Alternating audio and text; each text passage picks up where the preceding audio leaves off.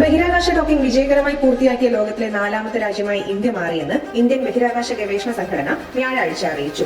62ാമത് PSLV ഫ്ലൈറ്റിലൂടെ വിക്ഷേപിച്ച 2 ചെറിയ ബഹിരാകാശ പേടകങ്ങൾ ഉപയോഗിച്ച് ഇൻസ്പേസ് ഡോക്കിംഗ് പ്രദർശിപ്പിക്കാൻ രൂപകൽപ്പന ചെയ്ത ചിലവ് കുറഞ്ഞ ടെക്നോളജി ഡെമോൺസ്ട്രേറ്റഡ് ഡോക്യമാണ് സ്പാഡക്സ്.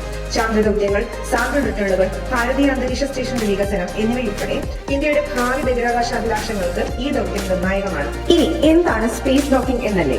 ഭ്രമണപഥത്തിലായിരിക്കുമ്പോൾ തന്നെ 2 ബഹിരാകാശ വാഹനങ്ങൾ ബന്ധിപ്പിക്കുന്ന പ്രക്രിയയെ സ്പേസ് ക്രാഫ്റ്റ് ഡോക്കിംഗ് എന്ന് സൂചിപ്പിക്കുന്നു. മണിക്കൂറിൽ 1000കണക്കിന് കിലോമീറ്റർ വേഗതയിൽ സഞ്ചരിക്കുന്ന 2 ബഹിരാകാശ പേടകങ്ങളെ അടുത്തടുത്ത് കൊണ്ടുവരികയും പിന്നീട് അവയെ സുരക്ഷിതമായി ബന്ധിപ്പിക്കുകയും ചെയ്യുന്ന രീതിയാണ് ഇത്.